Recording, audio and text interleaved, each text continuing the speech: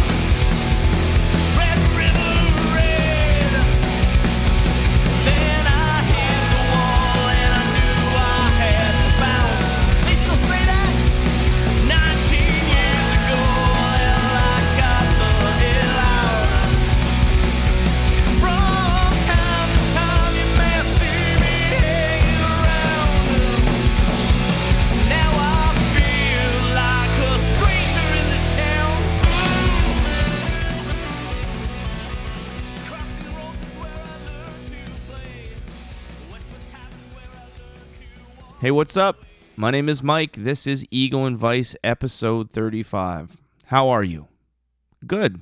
Oh, I'm also good. Yeah, man, coming around, starting to feel like myself again. Went through like a little spat there, but after a while, you have to kind of pull your big boy pants up and say, "Fuck it, let's go forward. Let's move forward." So, what better way to move forward than with a podcast? Fucking 35. I did a solo podcast last week. Basically got a lot of shit off my chest. Answered a email question from a listener. Hopefully I helped out with that. And talked about everything that has been going on with me. With the bands, the Riptides, Goat, that type of shit. So I'm not going to rehash that again because, you know what? I'm sick of talking about myself. So I'll go right into what I have coming up. I had a band, a guest. Well, I guess they were a guest. I had a band in the Salted Studio. They're a local band called Bel Ann-Ana. That is, in translation to English, is beautiful pineapple. Hey, man, that's cool, man. It's different, right? They're good dudes. They've been around for about 3 years. They're a power trio, much like Goat is a power trio. Mario, Joel, and Eric were in. And funny tidbit of information, which you'll hear about in the conversation, is that Joel, the actual guitar player from Bel Ann-Ana, designed the Goat logo, the Goat Man, Goatsy, our mascot. So super cool. And I also was able to work out some plans to make some new artwork for some new merch, which should be coming out hopefully right around the time the new Goat album, the new Goat EP drops, which should be maybe July. Hopefully we'll work that out. We'll figure it out. Yeah, man. So anyway, I had a good conversation with these guys. It's kind of a funky interview. I don't know. These guys just talk about whatever the fucking they feel like talking about, but I had fun with them. They're nice guys. And, we had a blast. We played some of their music, and I can't wait for you guys to fucking check them out. Cool, man. All right, let's just get right into it. This is a song from Bel Ann-Ana. When I come back from this tune, on the other side of this tune, we'll have the interview.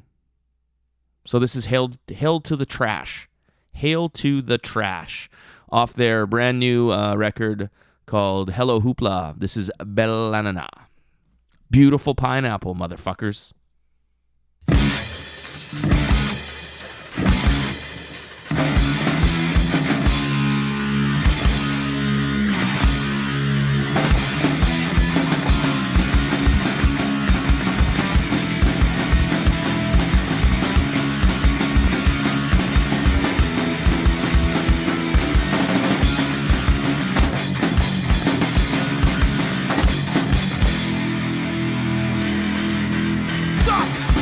Don't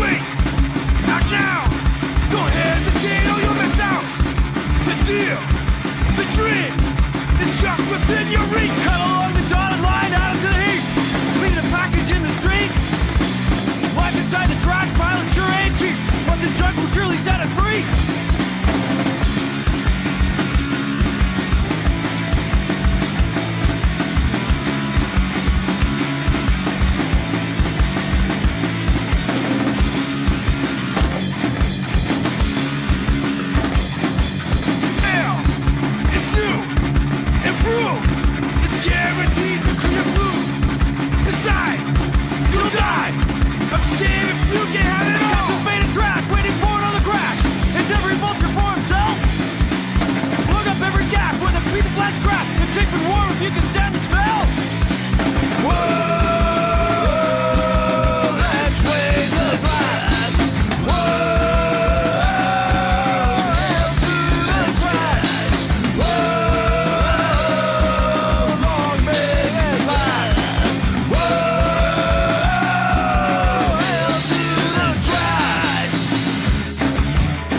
Give me more of my beast inside. Give me more. I'll never be satisfied. Give me more. Up on the wall to hide behind and watch your fall. Give me more than my due. I'm the king of Trash Hill and I'm better than you.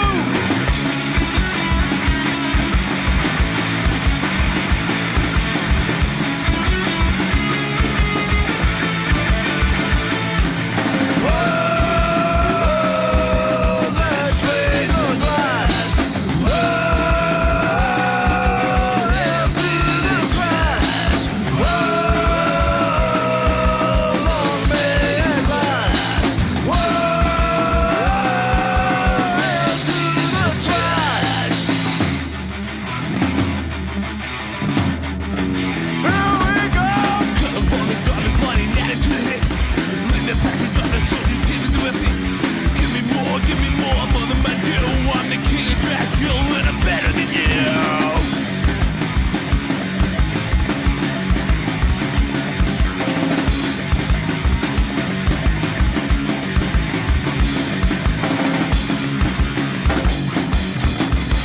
Hey, welcome back. This is Mike. This is episode 35 of Ego and Vice. And as promised, in the studio tonight, in Southwood Studios, I have Mario, Joel, and Eric from the band Bel Ann-Ana. How was that? Right, that's good, perfect. I've been struggling with that name for a while because I don't speak French very good. And me being me, I didn't even actually kind of realize it was French. I thought it said... neither. I said, that's some crazy English right there. How you doing, guys? Super great, thanks. How you doing? I am well. I'm doing good. I know another crazy day. Looking forward to summer. It's a beautiful day. How can I complain? I got a fresh beer. I got some friends in the studio, so that's the way she goes. So, Bel Ann-Ana. Fuck, I'm gonna fuck that up every time I say it. Yeah. That was good. Let's talk about the band. Let's talk about maybe individually. Just talk about what you guys do. What do you do in the band? Let's start with Eric. Well, my name's Eric. I play bass and I try to sing in key. We never really settled the lead vocalist thing in this band, so we just try to do it all together. Do you guys switch off vocals? Yeah.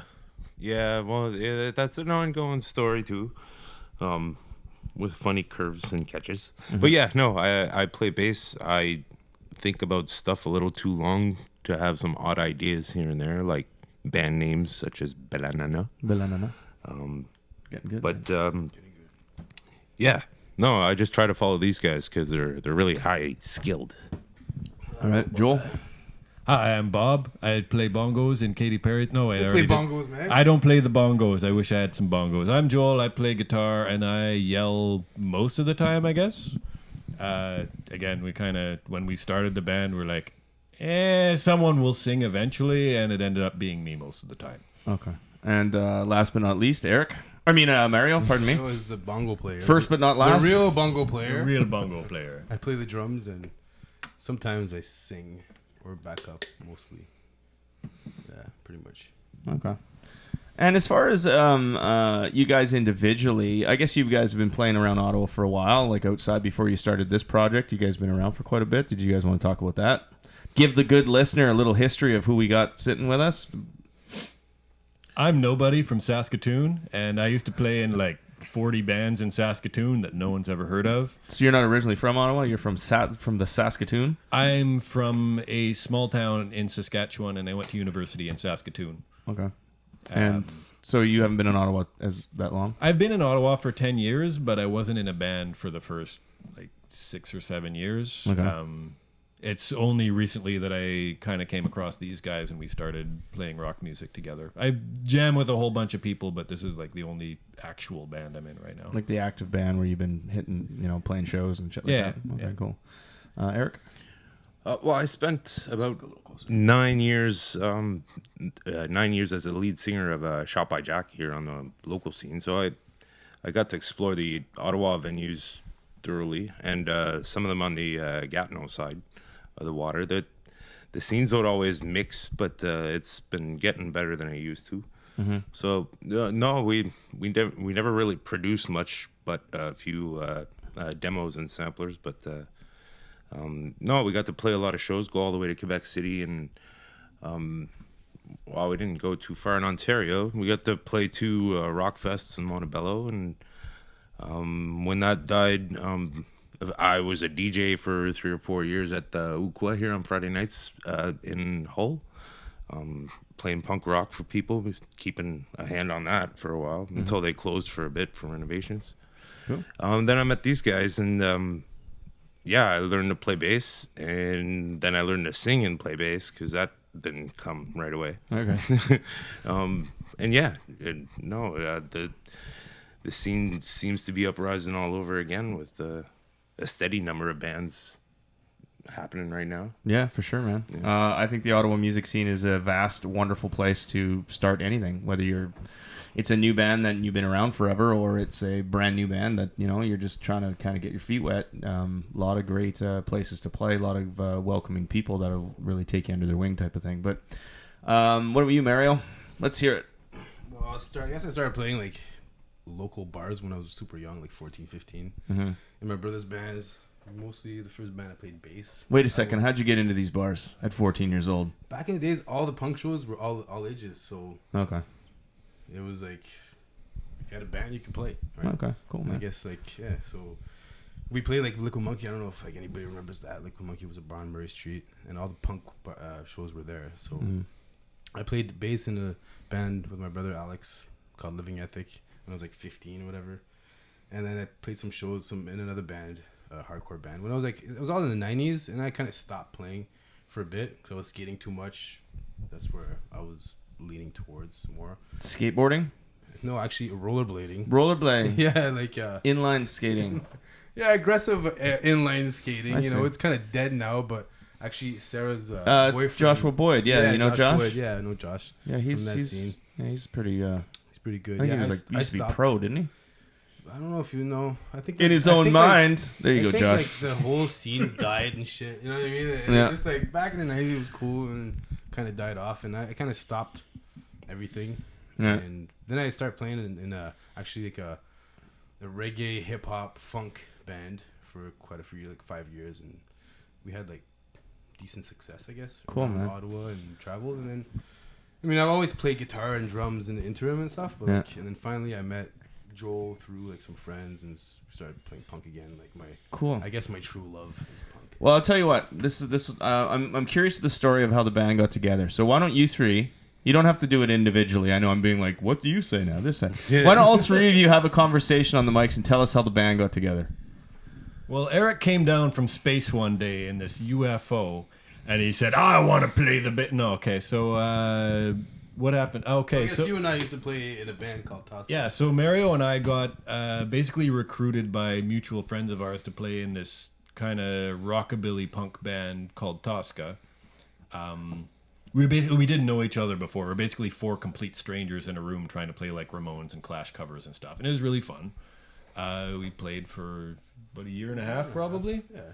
And we basically, you know how in the House of Targ, when the machine stops working, they put a sticker that says "Out of Magic." Out on of it? magic, yeah. Yeah, we ran out of magic. We're like, okay, so we're done with this project. We're not going to get any further with it. And Mario and I had some pretty good chemistry, and so like, when we don't want to stop playing, man. Like me neither. yeah. And then like I was talking to like one of our mutual friends. Now. Got a mic in your hand. Got a mic sorry. in your hand. Yeah, I was like, I was at work and I'm like you talking. remember that time? It was Yeah, I was talking to one of me and Eric's mutual friends. We're like, man, my band just broke up. Do you know any bass players? And she's like, yeah, actually. I'm like, cool. Give me his digits. And finally, I just like Facebooked him. He's like, yeah, man, we'll come to our practice. We sucked the first time, man. Oh, we were great. We totally. What did we play? We probably. Well, we went from going from rockabilly to skate punk. Yeah. And I hadn't played skate punk in like 20 years. Which have some kind of comparison though, because it's all the. Yeah, but it's more like the fast beat compared to like a straight punk, like. Uh-huh. I don't know how to. I'm not a professional musician, but yeah, it just went like we just switched from going slow punk to fast punk, too quick. And Yeah. it was a disaster, but it's fun. It took us a little while to get into it, and like, well, Eric was still learning to play the bass at the time, so it was a learning curve for all of us. I'd never sung lead in a band before, so that was a learning curve for me as well. It's just like I'll play bass or guitar or whatever needs to be done until we get a band together. So you were like the Sid Vicious of Bel Ann-Ana? Like, he doesn't need to know how to play bass. We'll teach him. No, a little bit, yeah. I mean, I had been through some odd auditions here and there, I guess. I did have a chance to work maybe 4 months with the guys at Colors Fade, just because they didn't have any bass players to play with them, and they got me up to speed a lot on playing. There was a great chance to learn, and but then this acquaintance of ours, Kate, she sent me an email with them copied to it about joining them to jam or something, and it was kind of just like, okay, who are these guys and what do we do? I mean, I've had some awkward experiences already, but I was up for it. And then, like the first thing you'll want to do in a jam room is lay down some covers to get each together other out. Yeah, see if you're somewhat compatible, I guess. I think out of the 4 or 5 songs, I knew one of them. I knew the Lagwagon and No Effects song, but everything else was foreign to me. What else did we even do? There was SNFU. I had not yeah. gone through the SNFU phase I was yet. like, I insisted we have to do at least one SNFU song. Now we do like 5 SNFU. Oh yeah, and the first thing is, I showed up all baked, and you were like, yeah, I want to do the Misfits and reggae. So I was like, all right, let's stick around and find out what this is all about. That was my idea? It I don't was remember that at all. it was one of the things you insisted on. Okay. So it stood out to me. I was like, okay, I'll first of all need to learn to play some reggae. Second of all, I'll need to learn some Misfits, and then I'll join you. Cool. And when was this around? Like, what year or what month? 3 or like years. 3 years ago? July, I think. Yeah, it'll be Or 3 years on July 14th. Facebook The will 9th, remind me. The 9th. The 9th? Yeah, it was That's totally when July Tosca, 9th. Yeah. We played our last show at Target, and then like we just disbanded, whatever. And I think a few weeks later, or like whatever, the week later, because we still had time at Capitol, right? Yeah. Yeah. Yeah, it wasn't too long after that. Yeah. Something like that. Cool, man. That was a weird time when like you and I were playing acoustic guitars together all the time, and like I was in a ska band that broke up on the same day, and I started trying to start a new project with those people, including Sarah Destruction, who you know, and Know her well. it was Yep. yeah. That was a weird time. Like for a brief period, Mario and I were both in like 4 bands at the same time, and they just kind of coalesced. Yeah. Yeah, That's cool, man. So you guys who's the big SNFU fan? You are? that'll be me. Cool, Yeah. Okay. Speaking of Sarah, I don't know if this is gonna make the air. I'll say it on the air, but I might have to edit it out later. I go to open for SNFU at the Dom like I was maybe there. 3 years ago. I was there, yeah. But I played with SNFU when I was younger in Thunder Bay, and I met wow. Kenny Tripig, Jeppe, yeah. and back then he was a bit of a mess. He still is. back in the day. I love him, but And he's still a mess. Yeah. He came through when they put SNFU back together, maybe for the second time. It was not with the Blakeys. It was like Belkies or Mark and Muck and Bunt. Bunt. I that's named it. my snowshoes after them. I remember. Right. Muck It and was Bunt. when they came through and Try had the long hair and the big beard and shit Yep. like that, and he was just happy to be there. And we went and talked to him and had some drinks and shit like that. He was the sweetest fucking guy in the world. 'Cause Yep. He was just happy to be off meth. I can't use this. I can't use any of it. But he was just happy to be there on the road again. You know what I mean? Playing Yeah. with the band, and it was to the point where he was like bothering us so much that we had to lose him because he was just hanging off of us and shit. Yep. Anyway, but then we saw him again when That was with Goat? No, this is when we just went to see him because SNFU okay. was kind of coming through Ottawa. And the next time he came through was the time that Goat had the show with them at the Dom, and he was like completely different, and he was such a fucking miserable prick. And I you know what, I'm gonna say this because No, I'm not going to say this. I can't say it. I'll say it off air. But I'll say it on air, and I'll just edit it out. But yeah, speaking of Sarah went up to him and was just like, "Hey, Chai, how are you doing? You know, you've always been a hero of mine, and whatever. You've always been like, you know, I love your music and shit." And he was like looking at her, and he's like, "If you were my friend, I'd fucking kill myself." And he was just being such a fucking prick. I saw him downstairs in the bathroom before the show. And I'm like, "Ken, how's it going?" And we've met like many times. And he looked at me and he put his head down and he walked by me and he was with some dude and he's like, they always try to talk to me before a show. And he like walked upstairs with his little pink pig hat. And I was just fuck you, man, you ungrateful prick. Anyway, I'm sorry. I'll edit all that out. I just had to tell that story. that won't be on your podcast. I promise. That's fair enough. I still love him. I also realize that he's a total asshole. I've met him too, but moody, bipolar, and there's nothing wrong. If he has some mental health or Yeah. his addictions, I respect that, and you know he's come a long way and overcome a lot of things. But don't fucking shit on people that keep you where you are at your age, at your stage in your career, right? Like, be nice to people. Try your best. Sorry.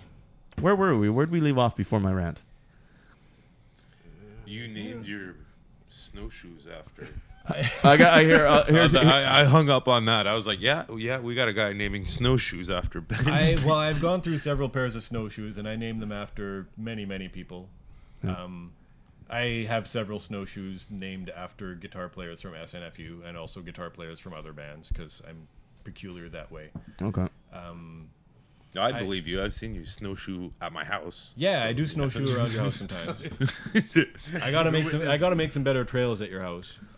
Yeah, but I had my main snowshoes for many years. I named them Muck and Bunt. They were my hardcore snowshoes. Right. And then I had like my dress snowshoes named Dallas and Travis after the guitar players in the Sadies. Okay. They're like, oh shit, the Sadies, yeah. Yeah, they wear suits on stage. Those Like, tall bastards. Yeah, they're my fancy snowshoes. You've seen them play? Oh yeah. Yeah, I just go and I just watch their fingers. Yeah.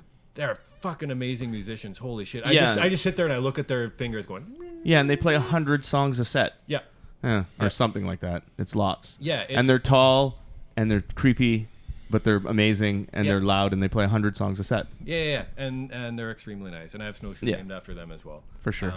Yeah. So all that to say that Bunt broke. My snowshoe named Bunt. I broke on him. your wall? Is that the one on your I wall? broke him in half, and I actually flew him across the country to hang him on my dining room wall. And Bunt is art now, and I don't think I have Muck anymore. Okay. I don't remember what happened to Muck. So- I think I traded Muck for like a pack of smokes or something. So you guys were together. So you guys got together. You met each other. You kind of started establishing the band. Played some cover songs. We just talked about SNFU, Lagwagon, stuff like that. Some reggae, that type of thing. When did you start actually writing songs, and when did the band's chemistry start coming together? Well, I don't know. I needed a good month or two to make sure these guys liked me. The jury's still out on that one. We'd meet at the jam room, and we'd get to work right away, right? So we didn't. It took a little while for us to get to know each other. It was all business. It was all business, you know. Like my girlfriend would ask me, like, "So how are the guys?" I was like, "I don't fucking know, but this song's coming and this song's coming, and They seem nice. yeah, it's like all I want to do is go home and shower after, because we play in a pretty hot place. Yeah, Jimmy Two Shirts over there is always wearing too many shirts. He But gets all sweaty. Joel just keeps writing songs and then just presenting them to us, and then we just. Well, when our old band broke up, we had like 3 half-written songs left over. Like, well, we Right. might as well start on these just so we have something to work on. And I'm the kind of person that every time I pick up a guitar, I come up with like 8 more riffs, and like 6 of Yeah. them will be crap, but 2 of them might be usable. And so every jam, I come, hey, what do you guys think of this one? So you do most of the writing in the band? I do most of the riff All of writing, it. and then we kind of arrange stuff together, and lyrics kind of happen eventually on their own, or they don't. Like, I write all the lyrics, obviously. Mario writes. I can all the barely lyrics. talk. No, I'm kidding. Mario's trilingual, No. and he Yeah. can't write lyrics. What the fuck? Yeah, man. It's- I find, anybody who writes songs always has more half songs than they do full songs. Yeah. For sure. Yeah. You know, I'm also guilty of that. So, That's cool, man. Why don't we play a song?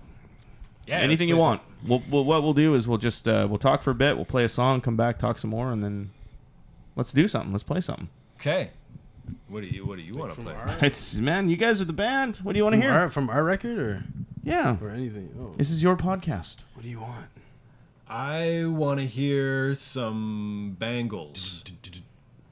Bangle. What the fuck is that? Oh, okay. Never mind. I want to hear some Go-Go's. They're like the Bangles, but like more legit. No, he wants to play our record. Oh, You can no, you but can it could be. you can pay the rights to the Bangles if you'd like. This guy's you more can write punk me. than You can me. write me Oh, a hey. check. Yeah, there you go. No, we'll talk about it during the break. But let's. I say, look, I drove across the river on the way here. Launch it with SSBV. I had to drive by that site You again. love So that yeah, song. Yeah. Okay. I like that song. Let's play this song. It's It's meaningful long, to us. but Sure, yeah, it's good. What's it called? SSBV. SSBV. All right, this is Bel Ann-Ana. This is SFBV. SSBV. Yeah.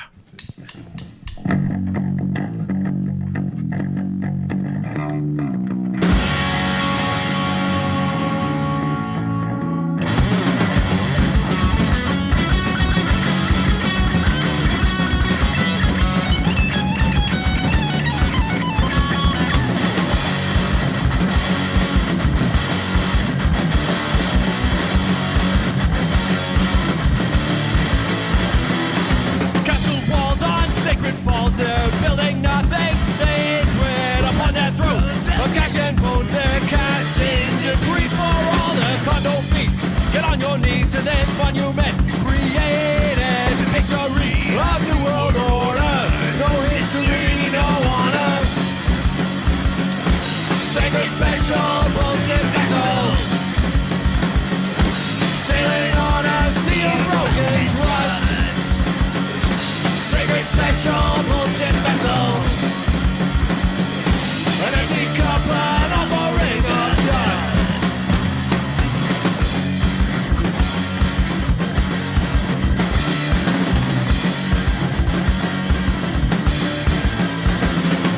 They can't wait for real estate to offer to believers that it will must build no matter what. Because the bloodstained cash in hand on conquered land, these conquerors shall reap what they have sown. And need to own a piece of desecrated stone. Sacred special bullshit vessel. Sailing on a sea of broken trust. Sacred special bullshit vessel. An empty cup, an offering of dust.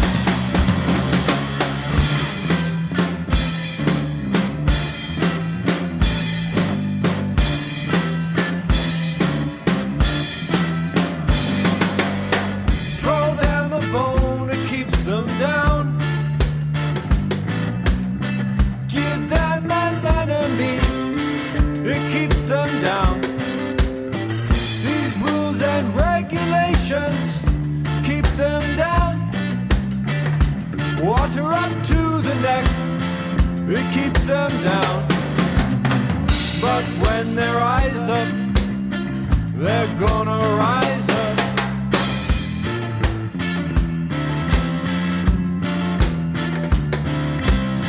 So when they rise up, they're gonna rise up as one.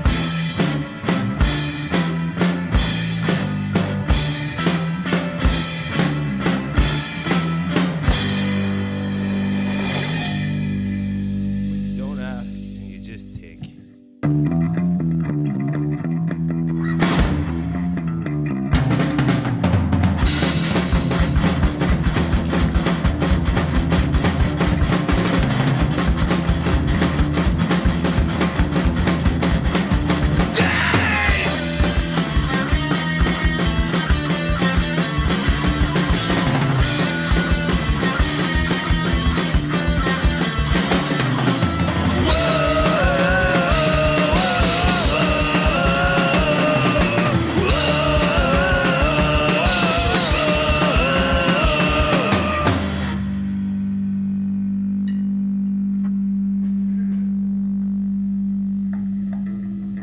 So SSBV. What's that stand for? It stands for Secret Special Bullshit Vessel. Okay. It's an idea I pitched to Joel and Mario one day. On actually, this was a compo that Joel had made us hear of his, but driving by the ZB project, and I came up with that analogy for what I was seeing being done about it, and then he wrote a masterpiece of a song. Well, I'm glad you like it. I didn't think it was that much of a masterpiece, but yeah, give me a song topic and I'll go off on it, I guess. So we had this song. Originally, the lyrics were about nunchucks. Oh, that's Remember right. when we had the nunchuck song? That's right. Patricia pitched the nunchucks. Yeah, Patricia idea. pitched the nunchucks. It was a song about a kid being destructive with nunchucks, and the chorus was, "That's when they took my nunchucks away." Yeah, they were confiscated. Yeah. But it was a brilliant idea. I really liked it.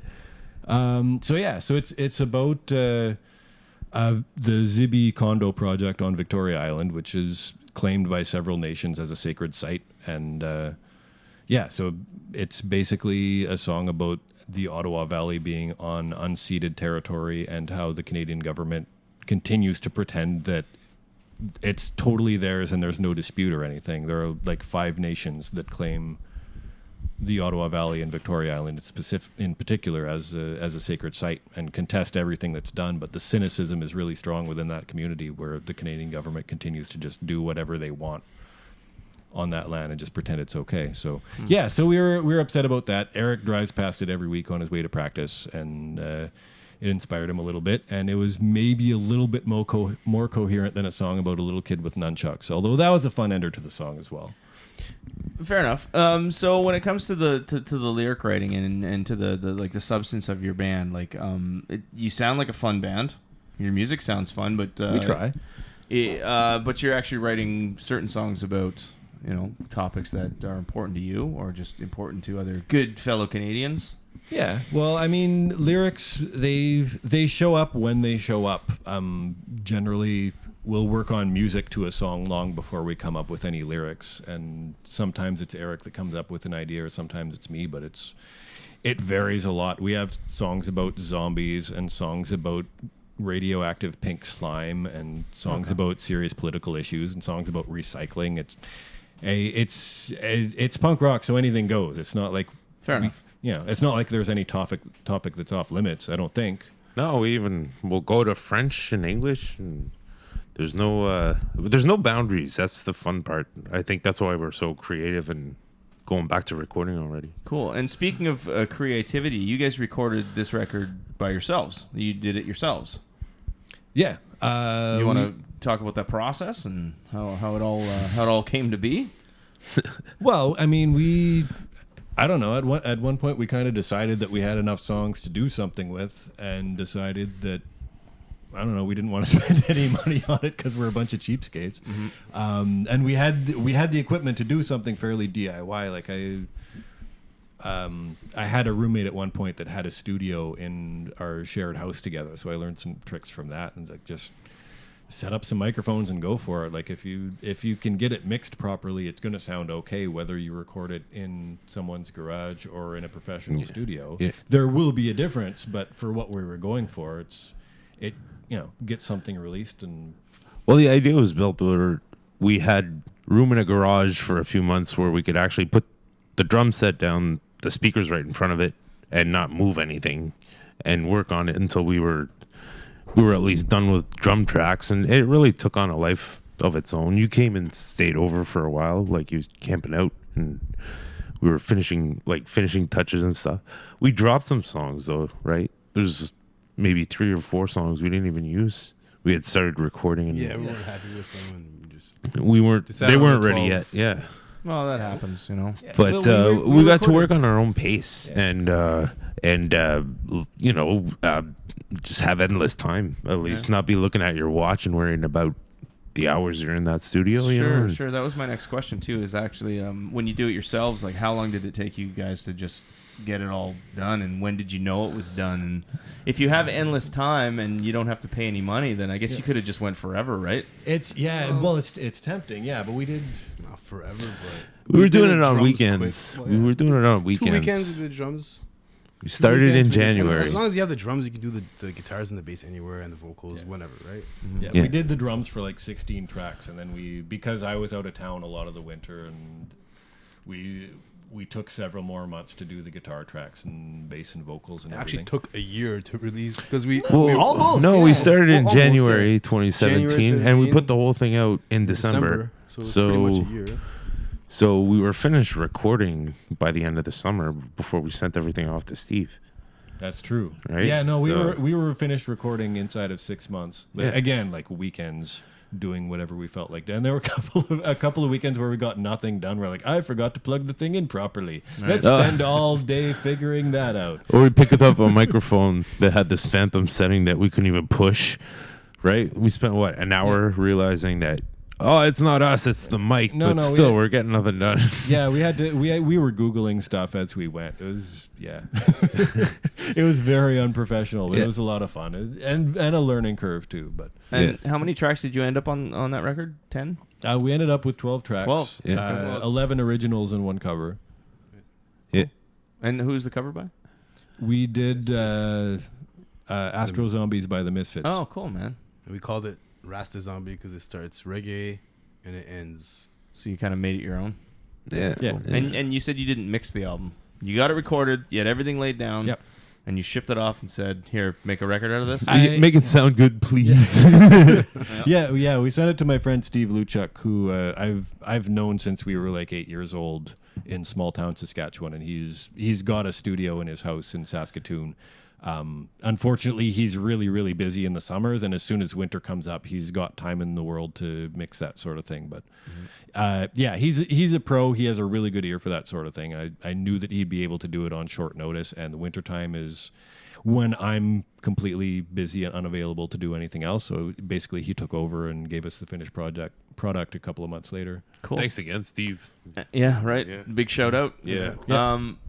And when you got it back after all the garage time and all the missed tracks and the phantom powers and shit, and you actually listened back to the mixed everything, you guys were good. And you're like, we fucking did it. Well, Joel was listening to it from a tent up north, like freezing his ass up north.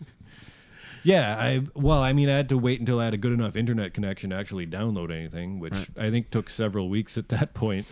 And then listening to it on crummy laptop speakers in a tent in northern Canada with howling winds outside and everything. I was like, I think this will be okay. Yeah, that's cool. I find that whenever I get anything back, like a mix or something like that, I have to listen to it in headphones. I have to just, put my headphones on and lay on the couch in the dark and keep the volume kind of low. I don't just blast it because whatever, just so I can kind of like take it all in and stuff. But the guy that I go to, I like I said, I kind of know what I'm going to get, and I know it's going to be great. And very, very little. Did you have to send it back to remix it? How many mixes did you go through? There were a couple of suggestions after the first mix, but not too many. I think we went through a second mix of like 4 or 5 songs, maybe. It was mostly like vocal. I get really vocalized. picky on my Yeah. vocals. I feel like I'm just a butcher. Okay. So, and you know what? Like spending too much time worrying about it too. We cut something out where I was like, fuck. Why And we you take that put out? back stuff. Yeah. Like, take this out. No, put it back. I sound horrible. Why do I sing like this, me? Why do you sing like that, you? But no, like I mean, I'm more of a listen into go for a drive, have all the or in the windows car up, is a good right? I idea don't too, want to right? hear the wind coming in. I want to hear the crisp sound. And no, I was kind of thrilled. I was like, what did he do? What did he do? It sounds a lot better. Yeah, he's a wizard. I relied on these two guys for feedback. I'm like, from what I can tell, it's fine. But again, my connection's not good enough to actually tell. I trust the guy I sent it to. So And that record is called Hooray for Hoopla? Oh, hello, Hoopla. Hello, Hoopla. I'm sorry.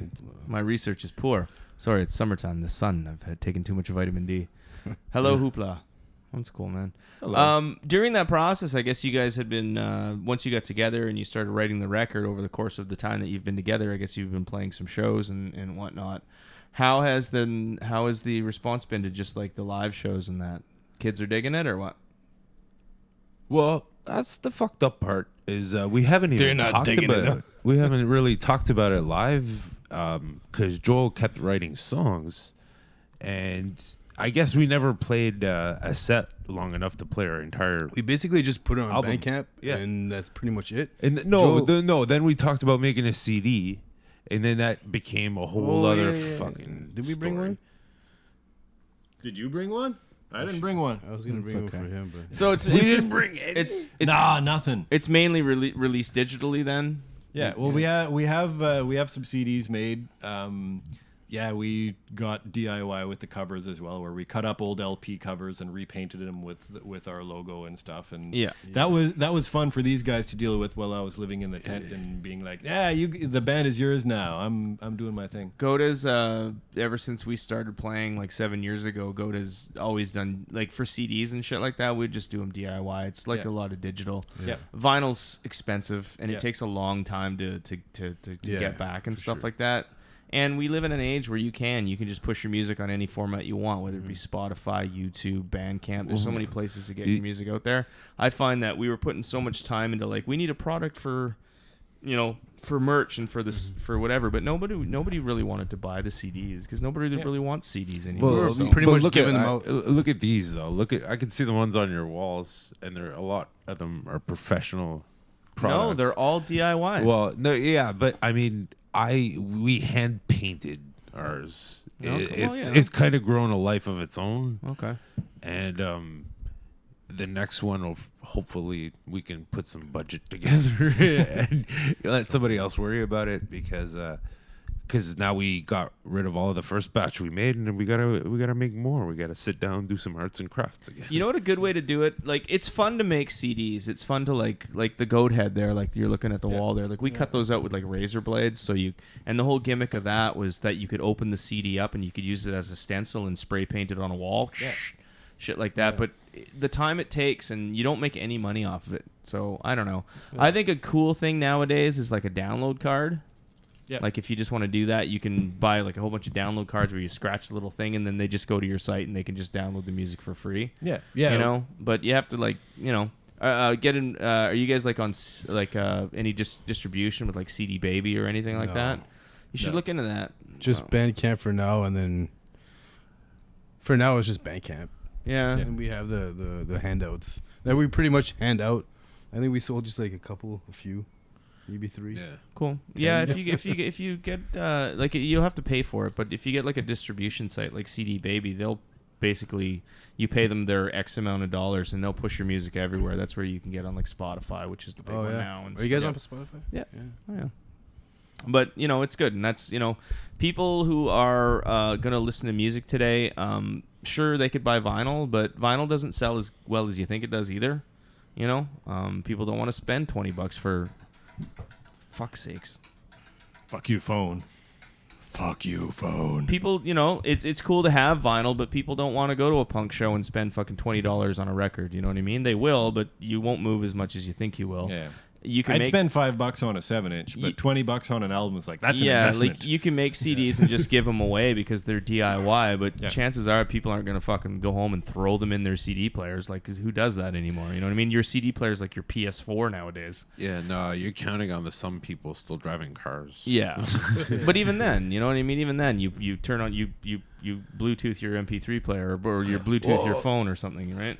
I personally, all the bands that have handed me CDs, they've actually had a longer shelf life in my car if they've ended up in that small rotation in there, because every now and then I'll forget my phone or whatever that has all my digital shit, and the radio isn't cutting it. So, yeah. Right. Yeah, it's an interesting conundrum these days, though. Like, what do you do with your music? Do you bother putting it on any physical media? Like, we've talked about this as well. Do we stamp? Like, I'm not going to give away any of our hot ideas, but like, do we put our logo on like a bag of coffee and be like, hey, buy Bel Ann-Ana coffee. It comes with a download card. It's like $5 for the bag of coffee, plus you get some music. Like, or do you just say like, go on our Bandcamp page and download it for free, or pay what you can? Well, first of all, you're not gonna.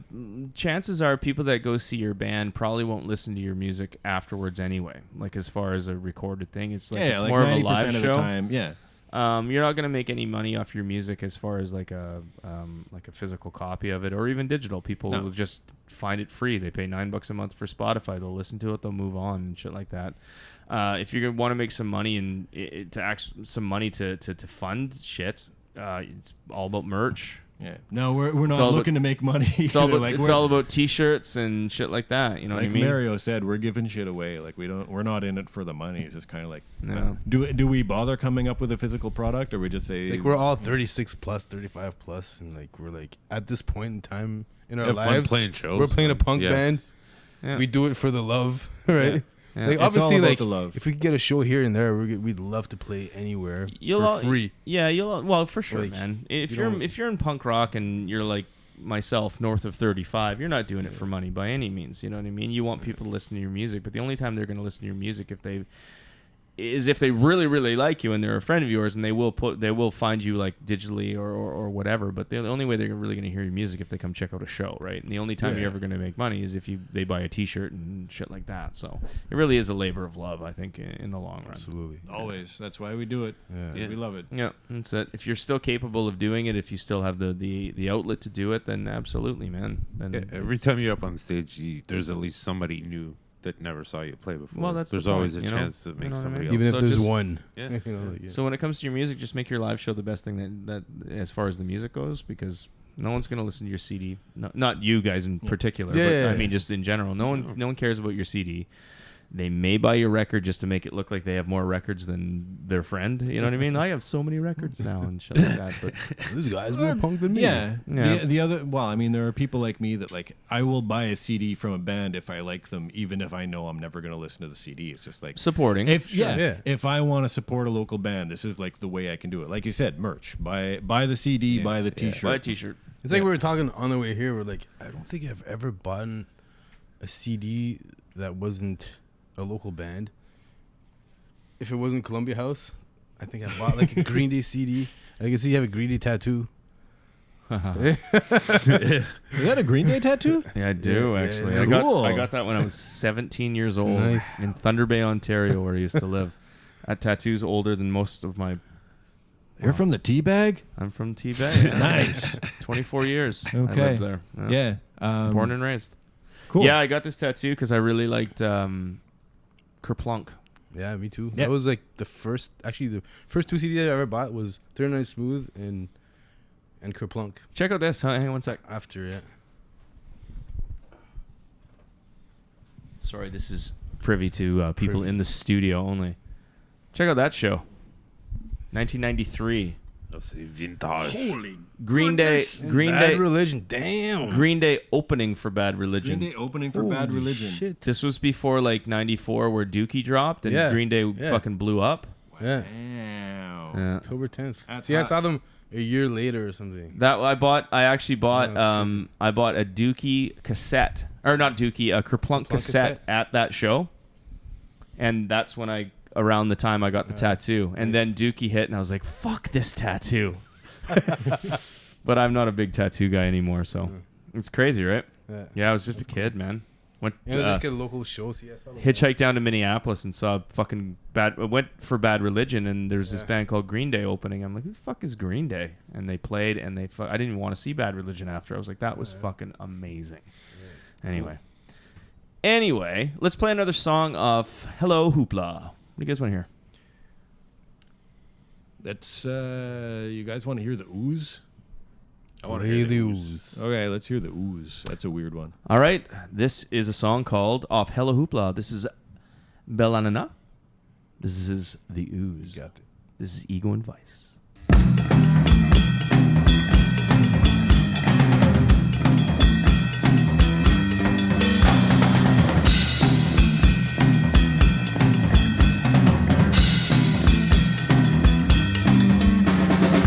Of the woodwork and cracks in the sidewalk, it's dripping from trees.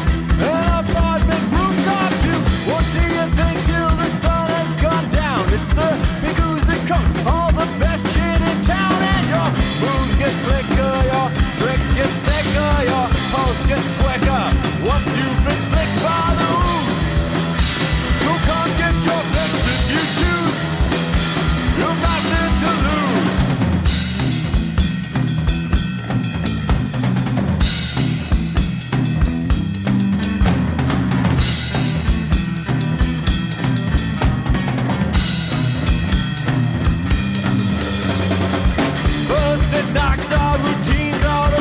then it melts the weight of the world off our backs, and we'll see things through pink oozy glasses. We'll shake up this town when we're shaking our asses. Our moves get slicker, our tricks get sicker, our pulse gets quicker once we've been slicked by the ooze.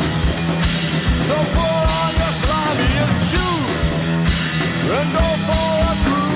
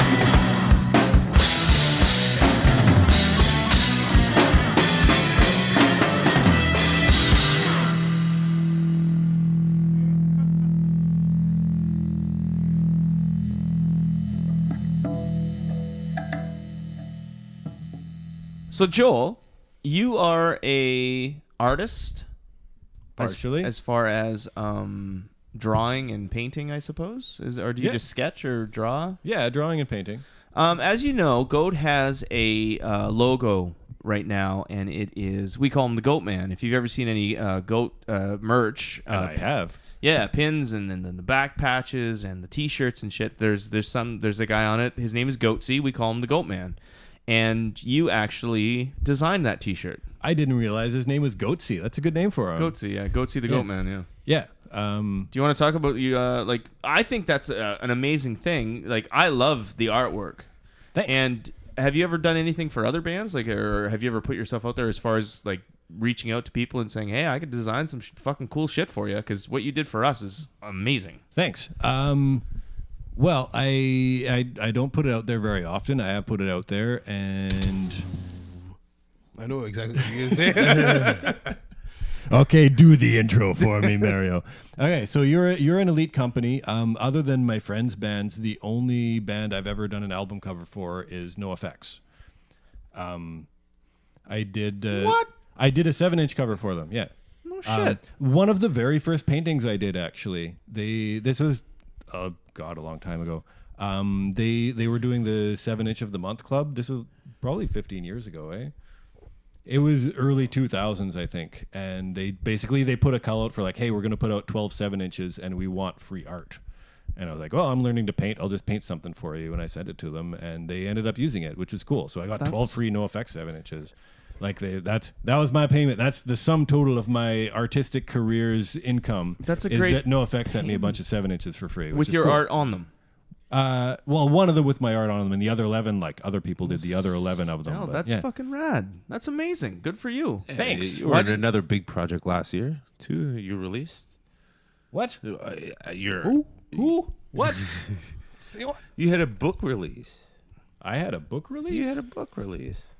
I had a book release. Joel, for me, I don't know what you're talking I don't about. really care about a book. Joel, to me, kind of peaked with Goatsy. So, Yeah. what do you mean you had a book release? What's that? What's he talking about? I don't know what he's talking about. Don't you I draw think- like coloring books?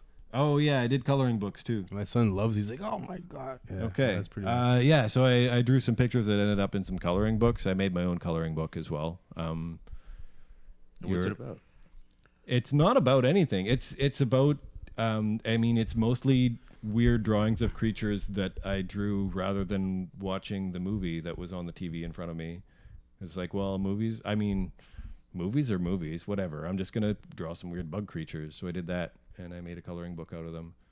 Well, I'd forgotten about that. That wasn't last year. That was several years ago. Oh well, I'm always late. You know how time lapses. in my head. You are always late. It's true. Well, in the idea of the Goat Man and what you've done for us as far as our merch, because we were talking about how merch is a huge important part of being in a band. If you want to move some merch and at least even to just make enough money to get some gas to get to the next gig, or maybe eat the next day. I don't know what kind of dire straits you're in. Yeah, man.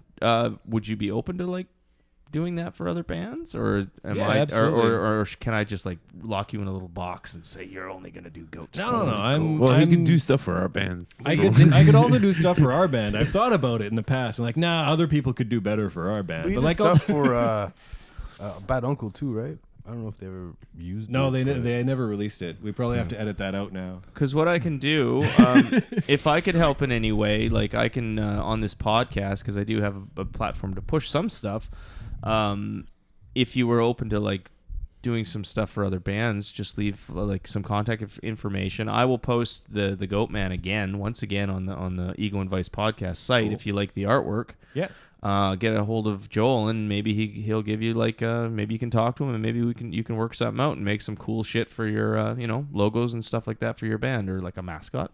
Absolutely, get in touch with me. I have some free time in the summer and I'm open to stupid ideas. Cool, man. So there you go. Not that Goatsy was stupid. I loved Goatsy. Yeah. Goatsy's beautiful. I love him. Fucking, it's amazing. I saw that thing the first time I saw it. I remember as you were doing it, you were sending me drafts, I suppose. Yeah, iterations of Goatsy. Yeah, and I was like, he evolved over time. And you were with Sarah Destruction, and I'm like, where are you? How are you doing this? Like, how is it getting done? And here you are now, and that's fucking amazing, man. You have an ability to really help out local bands and shit like that. As far as that, and I'd jump all over that if I were you. If I could do that, fuck, I'd do that. If anyone needs a hoofed mammal for their band logo, please get in touch with me. I work for cheap. Yeah. Do you have an email or a link you want to drop? I will drop you my link because I don't remember what it is right now. But I do. But I do have an artist page somewhere. I'll have to find it for you. I will definitely put that in the comments of this episode of Ego and Vice. So when you guys look at it, you can find it, and please reach out to him because he's got some good shit, and he's going to design the new Goatsy for us. That's totally true. It's cool, man. Okay, let's do. Actually, before we go into this segment, is do you guys have anything coming up or any links for the band that you want to promote? Just the show on the Monday. We've been playing a lot of shows for Alex at Pandemonium, who's been Alex Hodges. Yeah, he's a good dude. He's been on the show. Yeah, he's a great helping guy. everybody on the local scene a lot, and everybody should start coming out more to those shows. They're fun. They're not expensive at all either, and I'm a big fan of this small venues and fun crowds kind of thing. Absolutely. So what is it, June 11th? Yeah, we have Monday. It's a Monday. Monday, June 11th. It's a school night, but it's school's school out. night in School's June. out, so School yeah, out come on out. June 11th.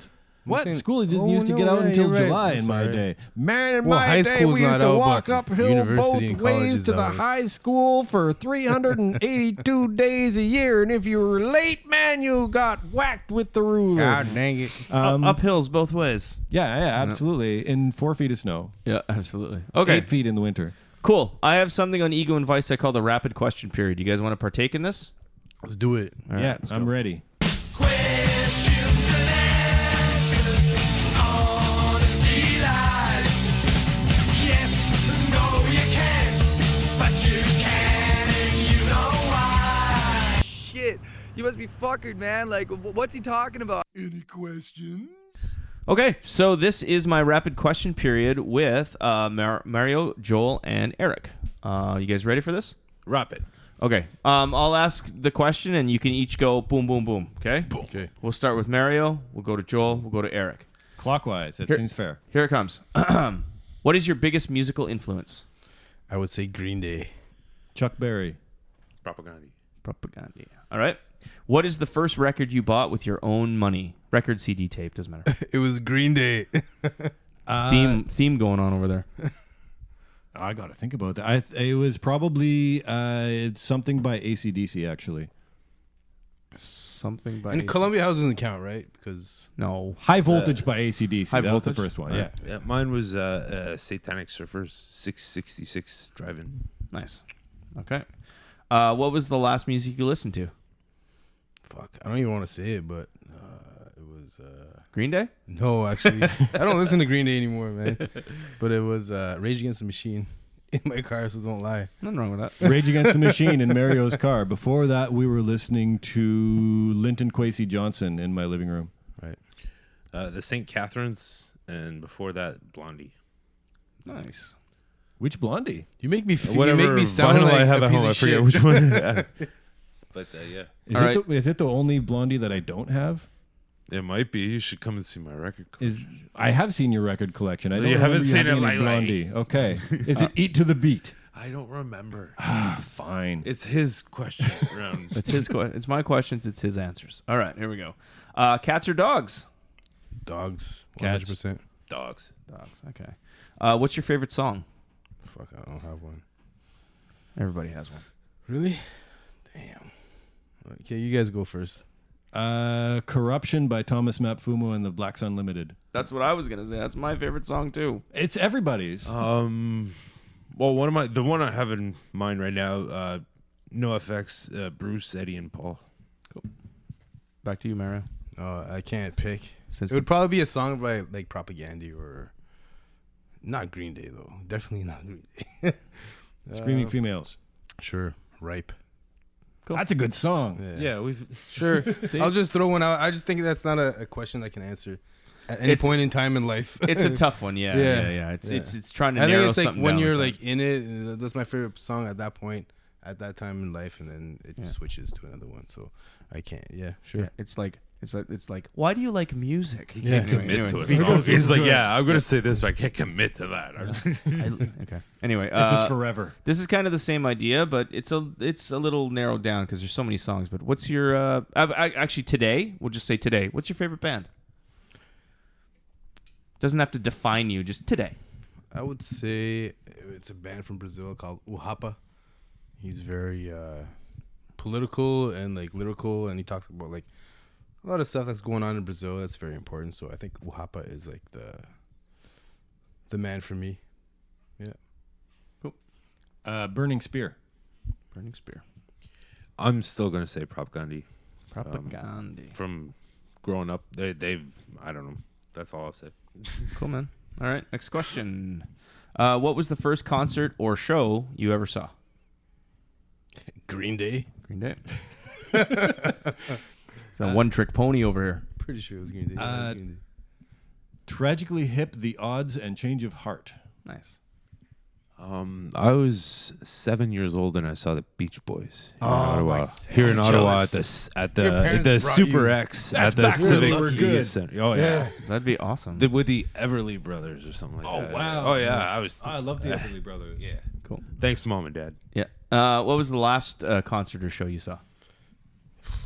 Well, I guess it was our show last weekend, but the last show that I paid to go to was shit.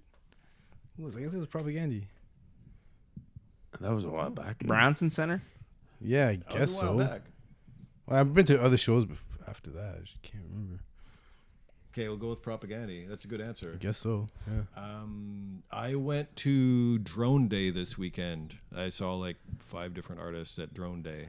And the day before that, I saw Jeremy Dutcher, which was also excellent. Okay. Last I saw was Pennywise. Strung Out in Pennywise. Yeah, at that Branson Center. Center. Okay. What is your death row meal? Feijoada. It's a Brazilian dish, so yeah, I'm half Brazilian, so that's kind of part of what I like. What is it? It's just beans and rice and a bunch of meat and like with colored greens. It's just very simple. but Comfort it's- food. It's fucking amazing. Yeah. Okay. Cool. Any kind of curry.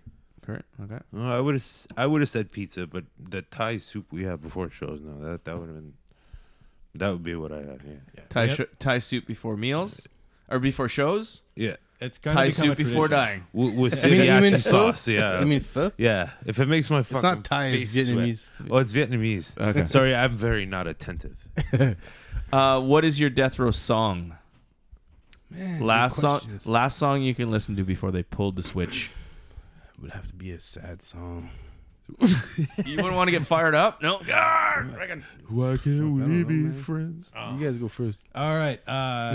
I gotta go with "See You in Hell" by Twisted Sister. Oh, that's probably the best answer I've ever had on this podcast. Thank you. For that question. Quick thinking. I love it. I'll say Rusty Cage by Johnny Cash. Huh? Rusty Cage. Yeah, That's a Soundgarden song. yeah You but like the his Johnny version. Cash version. Yeah, Cool, man. That's because awesome. I can play it alone. Yeah.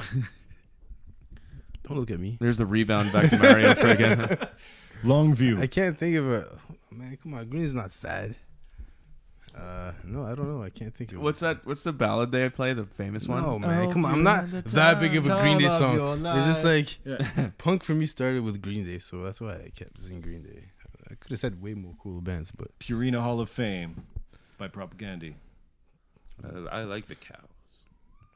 no, I don't know. You Are the Government by Bad Religion. Oh, that's a good one. Yeah. What's a good Descended song to end your life with? They're all happy, man. Yeah. They're not sad. Fine. Are you How taking- about are you any taking a- Tosca song? Sure. Okay, fair enough. These are rapid questions. It's taking far too long. This is the last question I ask everyone. As of today, what was the best day of your life? Damn. One of the day my son was born. Adriano, yeah. That's the day. Want to give a little shout out? Yeah. Balu, my son Adriano, what's up? All right. Daddy loves you. Today is the best day of my life. It just keeps getting better. Nice. Yeah, every day. Every day. There is no better. Cool, man.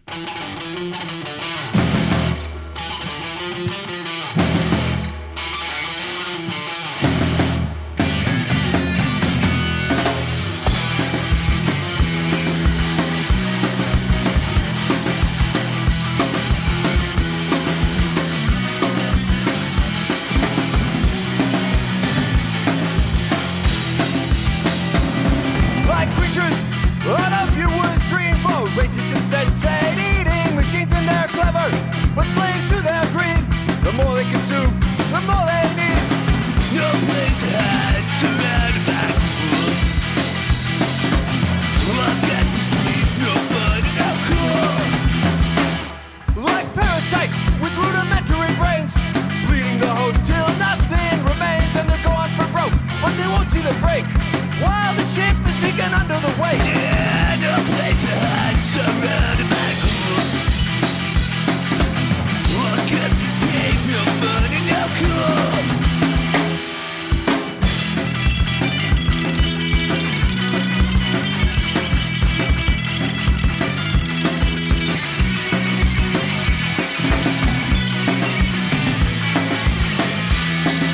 Oh, Captain Mars and Ashes Day, the father grab beneath their vein. Singing the mind, getting tricks, they'll find a way to get their fix.